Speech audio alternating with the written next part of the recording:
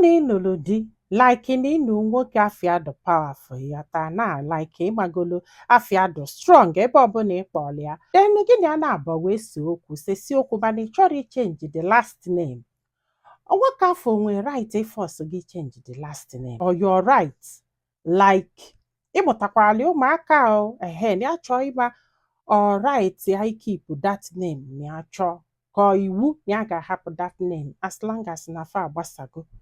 ịghọta mana ya wish to keep it ịghọta na so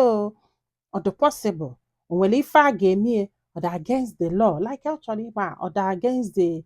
ya ga-adị iwu ma ọ bụrụ na ya decide ya to keep that name regardless na abụrụ nke mana ya mụtara ụmụaka ọ na enwere right to keep that name. Agbụrụkwa m nke a bifo anyị abaa na nke yuyu na juju o agbụrụ m bụ your right to keep the name but I will wish to know too so gwa anyị filo na comment section maka na ọ ga-enyelu this lady aka iji ma ife ọ ga-eme nyekwazalụ m aka tụsa ozi a ka olu ndị ọzọ tị ndị be anyị daalụnụ ka ọ dị n'ụbọchị ọzọ.